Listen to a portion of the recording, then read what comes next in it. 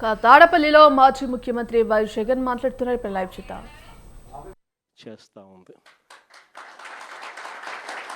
ప్రజలకు ఏ కష్టం వచ్చినా, అక్క చెల్లెమ్మలకి ఏ కష్టం వచ్చినా, రైతన్నలకు ఏ కష్టం వచ్చినా, పిల్లలకి ఏ కష్టం వచ్చినా కూడా వాళ్ళందరి తరపున జెండా పట్టుకొని పోరాటం చేస్తూ ఉన్న పార్టీ ఒక్క వైఎస్ఆర్ కాంగ్రెస్ పార్టీ మాత్రమే.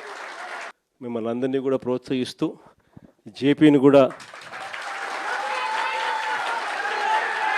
జేపీకి కూడా మీ అందరి సహాయ సహకారాలు కావాలి. అందుకనే జేపీని కూడా తీసుకొని వచ్చి బాధ్యతలు అప్పచెప్పినాం. జేపీకి కూడా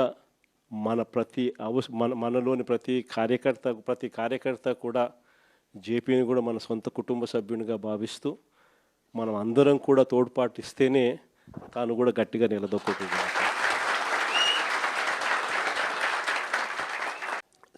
చూస్తా కన్ను మూసుకుని కన్ను తెరిచేసరికి దాదాపుగా 2 సంవత్సరాలు కళ్ళు మూసుకుంటూ అయిపోయింది.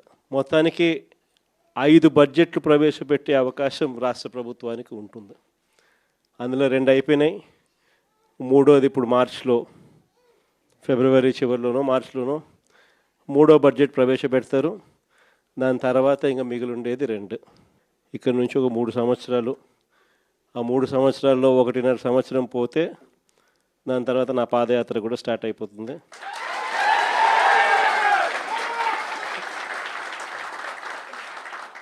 దాని తర్వాత మరో 1.5 సంవత్సరం నేను కూడా ప్రజలతోనే రోడ్ల మీదే ప్రజల్లోనే మమేకమవుతూ ఆ ప్రయాణం కొనసాగుతుంది.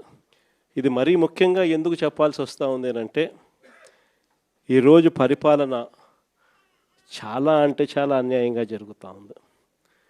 రెడ్ బుక్ రాజ్యాంగంతో ఎక్కడా కూడా ఎవరినైనా కూడా ఏమంటే అది నేను చేసేయచ్చు అని ఖండకావరంతో ఈరోజు పరిపాలన సాగిస్తూ ఉన్నారు.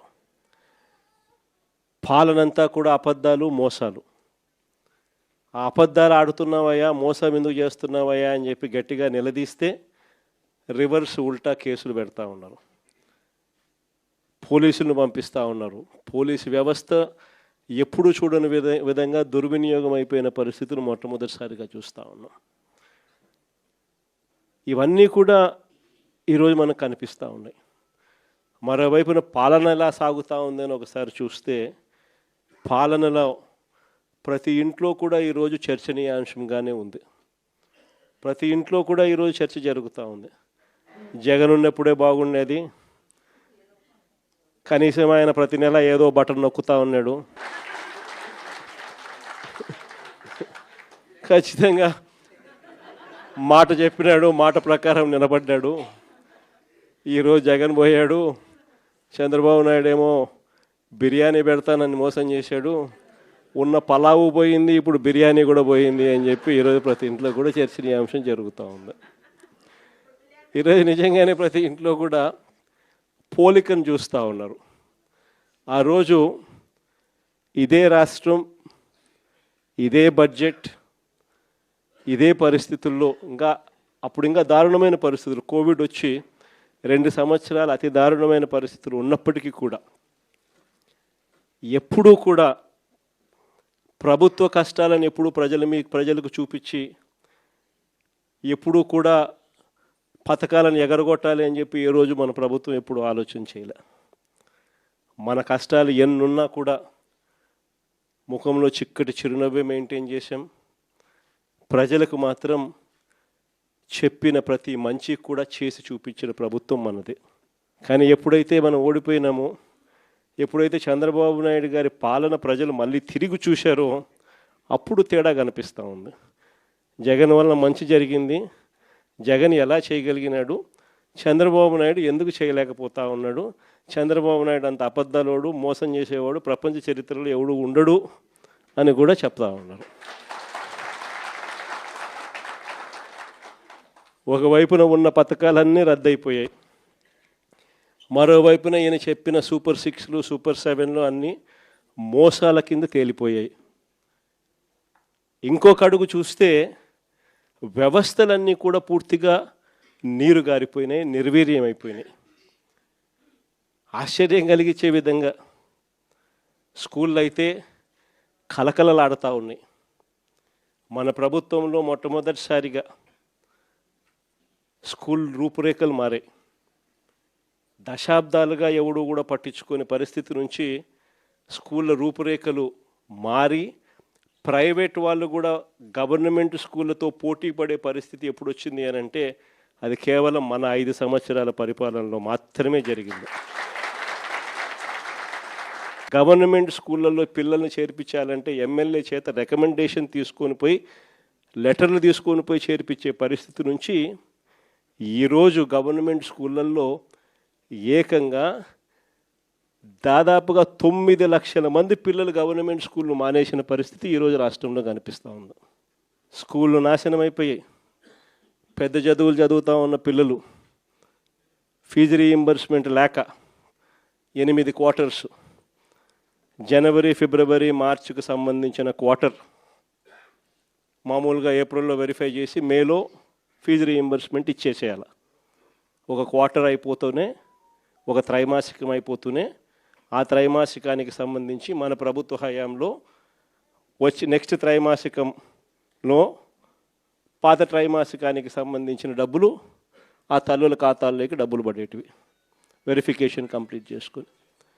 జనవరి, ఫిబ్రవరి, మార్చికి సంబంధించిన త్రైమాసికం ఆ క్వార్టర్ నుంచి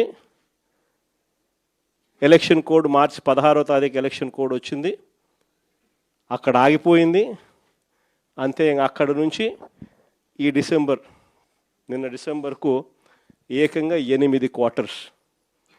ఒక్కొక్క క్వార్టర్కు పిల్లలకు ఫీజు రీయింబర్స్మెంట్ కింద 700 కోట్లు ఒక్కొక్క క్వార్టర్కు త్రైమాసికానికి డబ్బులు ఇవ్వాల్సి వస్తే 8 క్వార్టర్స్ అంటే 8 × 7 5,600 కోట్లకు గాను కేవలం 700 కోట్లు ఇచ్చినారు.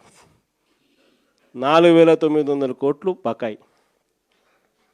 వసతి దీవెన కింద ప్రతి జనవరిలో 1,100 కోట్లు పిల్లలకు బోర్డింగ్ అండ్ లాడ్జింగ్ ఖర్చుల కోసం, ఇంజనీరింగ్ చదివే పిల్లలకు, ఇటువంటి చదువులకు డిగ్రీ చదివే పిల్లలకు ప్రతి సంవత్సరం, ఇంజనీరింగ్ చదివే పిల్లలకైతే 20,000, పాలిటెక్నిక్ చదివే పిల్లలకు 15,000, ఐటీఐ చదివే పిల్లలకు 10,000, ఇలా ప్రతి సంవత్సరం కూడా క్రమం తప్పకుండా ఏప్రిల్ మాసంలో ప్రతి సంవత్సరంలో 1,100 కోట్లు మన ప్రభుత్వం జమ చేసేది. ఈ ప్రభుత్వం వచ్చింది ఏప్రిల్ 2024, ఏప్రిల్ 2025 2,200 కోట్లు బకాయిలు. ఈరోజు పిల్లలు చదువులు మానేసి ఫీజులు కట్టలేక పిల్లలు చదువులు మానేస్తూ ఉన్న పరిస్థితులు, తల్లిదండ్రులు ఇబ్బందులు పడుతూ ఉన్న పరిస్థితులు. చదువుల రంగం పూర్తిగా నాశనం అయిపోయి ఆంధ్ర రాష్ట్రంలో చదవాలి అని అంటే అప్పుల పాలయ్యే పరిస్థితిలోకి ఈరోజు రాష్ట్రంలో మన పిల్లలు కనపడతా ఉన్నారు. వైద్య రంగం గురించి నేను చెప్పాల్సిన పనుల ఆరోగ్యశ్రీ అనేది తెరమరుగు అయిపోయింది. ఏకంగా నెలకు 300 కోట్ల రూపాయలు ఖర్చు అవుతుంది ఆ పథకానికి. ప్రతి పేదవాడికి, ప్రతి మధ్యతరగతి వారికి ఏకంగా 25 లక్షల దాకా ఉచితంగా పేదవాడికి వైద్యం అందించే పరిస్థితి మన ప్రభుత్వం. 3,300 ప్రొసీజర్లకు విస్తరించి 25 లక్షల దాకా ఉచితంగా పేదవాడికి వైద్యం అందిస్తూ, పేద మధ్యతరగతి వారికి వైద్యం అందిస్తూ మన ప్రభుత్వ హయాంలో ఆరోగ్యశ్రీని నాన్న ఈ లెవెల్లోకి తీసుకొస్తే మనం ఈ లెవెల్లోకి తీసుకుని పోయి నడిపించినాం. ఈ రోజుకి దాదాపుగా 20 నెలలు × 300 కోట్లు అంటే దాదాపుగా 6,000 కోట్లు. ఈ రోజుకి కూడా బకాయిలు ఎంత ఉన్నాయనంటే 4,000 కోట్లు పైచులకు ఈ రోజుకి కూడా బకాయిలు. నెట్వర్క్ హాస్పిటళ్ళు బోర్డులు తిప్పేశాయి, పేషెంట్లను మేము చూడము అని చెప్పేస్తూ ఉన్నారు. ఈరోజు ఆరోగ్యశ్రీ అనేది హాస్పిటల్లో కనపడని పరిస్థితుల్లోకి చంద్రబాబు నాయుడు ప్రభుత్వంలో జరుగుతూ ఉంది. 104, 108 మన ప్రభుత్వ హయాంలో కోవిడ్ టైంలో కూడా ఫ్లాగ్ చేసి 104, 108 వెహికల్ మొత్తం పంపించి కొత్త వెహికల్స్ తీసుకొని వచ్చి ప్రతి మండలానికి పంపించిన కార్యక్రమం మందైతే ఇప్పుడు ఆ వెహికల్స్ అన్నీ కూడా పడకేసినాయి. తెలుగుదేశం పార్టీకి సంబంధించిన డాక్టర్ లవింగ్ హెడ్ అంటే ఎవడో కేవలం 5 కోట్ల రూపాయలు కూడా లేనోడు 104, 108 వాహనాలు కాంట్రాక్ట్ ఇచ్చినారు. పూర్తిగా బండ్లన్నీ పడుకున్నాయి, స్కాములు చేసినారు. పూర్తిగా బండ్లు రాక ఈరోజు 104, 108 ఫోన్ చేస్తే 2 గంటల తర్వాత వస్తామని చెప్తున్నారు. 108కి ఫోన్ చేస్తే ఆరోగ్యశ్రీ అనేది పూర్తిగా పడకేసింది. వైద్యం అన్నది పేదవాడికి అందకుండా పోయే పరిస్థితిలోకి వచ్చింది. గవర్నమెంట్ ల్యాండ్, గవర్నమెంట్ బిల్డింగులు, పనిచేసే స్టాఫ్ గవర్నమెంట్ స్టాఫ్, జీతాలు ఇచ్చేది గవర్నమెంటు, స్కాములు చేస్తూ ప్రైవేట్ వాళ్ళకి ఇస్తున్నాడు. ఉట్టి జీతాలకే ఆ మెడికల్ కాలేజీలలో సంవత్సరానికి నెలకు 5 కోట్ల రూపాయలు